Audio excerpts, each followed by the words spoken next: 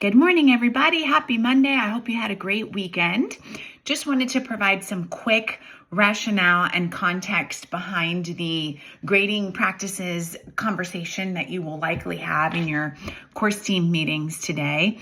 The GCPS school board has always had a procedure around grading practices, and the admin team in the spring developed a DHS grading practices document that is perfectly aligned to board procedure.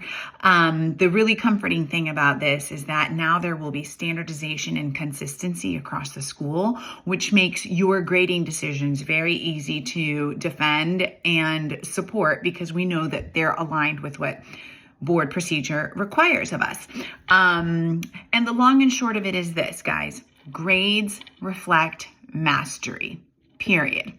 I know that that's frustrating and hard sometimes because we know very well that there are behavioral decisions kiddos make and effort that kids may or may not demonstrate that we wish could somehow be reflected in the grade. But if they have shown and have demonstrated that they know something, the grade has to demonstrate, or the grade has to reflect that and not the doing. There is a difference between doing and knowing, and sometimes that's really difficult to reconcile in our brains. And so grades reflect what they know, and sometimes it takes an entire semester for them to demonstrate that. So the procedure also says that the grade reflects learning over time. So if a kiddo learned something and did not learn something in September when they should have, but then they learn it in December, then their final grade needs to reflect that final learning.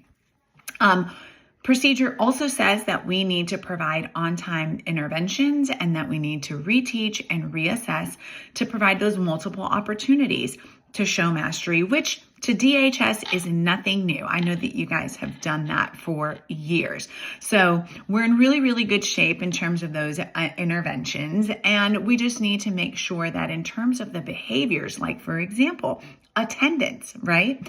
For those behaviors, we are using all of our mechanisms that we have in place that address behavioral choices, not coming to class, not turning in our work, those not being engaged in class. There are things that we can do locally with all of the safety nets and the systems that we have in place that will address the behavioral choices and that actually are going to lead to better learning, which is then going to lead to a better grade. And so everything that we're doing is right. We just need to make sure that the behaviors and the effort and the participation we are addressing with things like on-time interventions, direct messages in Parent Square, NTI room, bringing them in during advisement, great relationships, parent conferences, which by the way, are magical, magical tools.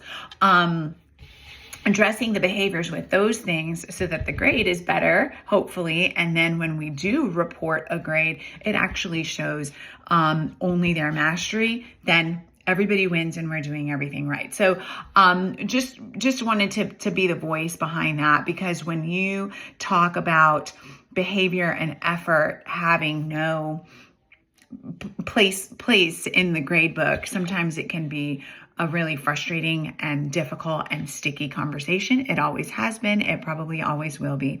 So wanted to be the voice behind that so that you're not mad at your department chairs or course team leads, and instead understand that we're just grading based on board procedure and frankly, in a way that's best for kids. So love you guys. I hope you have a great day, and I'll come around to your meetings to provide any support needed. Bye.